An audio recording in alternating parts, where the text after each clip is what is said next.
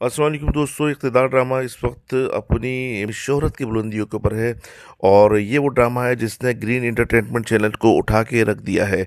अगर आप इस ड्रामे को देखेंगे तो इस ड्रामे ने सबसे बेस्ट जो काम किया है ग्रीन एंटरटेनमेंट के लिए, जो व्यूवर्स हैं जो उनको खींच के अपनी तरफ लाया। और इस ड्रामे ने बहुत ही ज़बरदस्त परफॉर्मेंस अब तक दिखाई है। और तो हम बात करते हैं तो 44 एपिसोड के अंदर जो जैन का मर्डर हुआ है, तो जैन का मर्डर आई थिंक के राइटर ने यहाँ पे ये दिखाया है कि जब आप पावर में होते हैं, जब आप इक़्तिदार में होते हैं और आप गलत काम करते हैं, तो एक ऐसा वक्त भी आता है कि आपको उस करतूतों का जो है हिसाब चुकाना पड़ता है। और कभी कभी ऐसा भी होता है कि दुनिया में ही आपसे हिसाब ले लिया जाता है। तो जैन शाह के साथ भी ऐसा ही कुछ हुआ है। उनकी और उनकी वालदा की अकड़ जो है वो टूट चुकी है। और हम बात करते हैं उनके भाई, ये जो शाहनवाज शाह हैं। शाहनवाज शाह चूँकि इस ड्रामे के अंदर उनको जो मोहब्बत करने वाला इंसान दिखाया गया है, लेकिन उसके साथ साथ एक बंधा हुआ हाथों वाला इंसान भी दिखाया गया था। लेकिन अपने भाई के कत्ल के बाद वो अपने आप पे में नहीं है। अब क्या होने जा रहा है एपिसोड 45 के अंदर, उसके ऊपर थोड़ा सा अंदाजे लगाते हैं।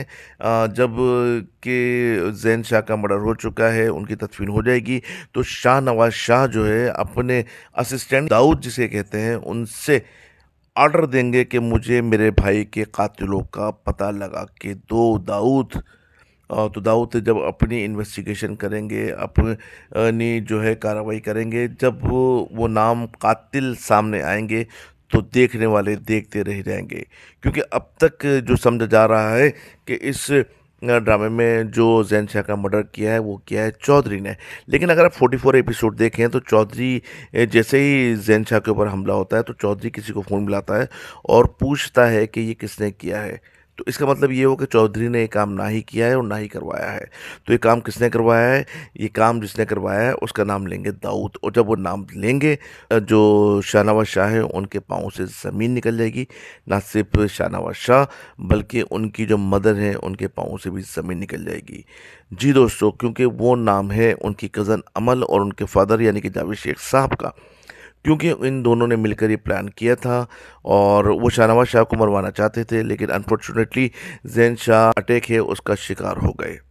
जब शाहनवाज शाह को इस बात का इल्म होगा कि उसकी कज़न यानी कि उसकी जो एक्स मंगेतर होने वाली थी अमल ने काम कराया है, तो शाहनवाज शाह आप इससे बाहर हो जाएगा, अपनी पिस्टल निकाल के जो है उनके घर डालने की तैयारी करेगा।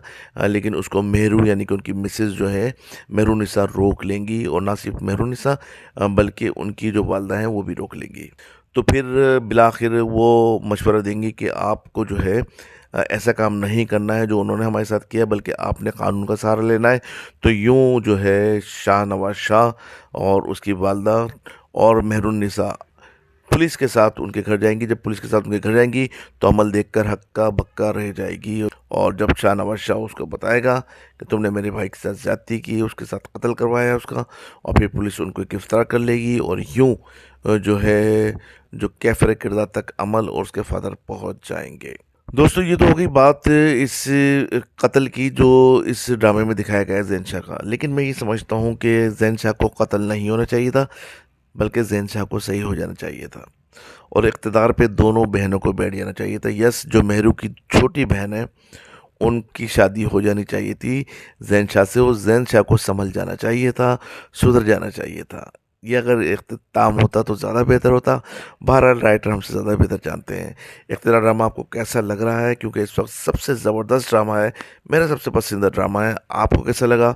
ज़रूर अपना जो है कमेंट्स में फीडबैक दीजिएगा। नेक्स्ट वीडियो में दोबारा किसी ड्रामे को लेकर आपकी खिदमत में हाजिर होंगे। बहुत शुक्रिया। देखते रहें कहा सुना मुआफ़।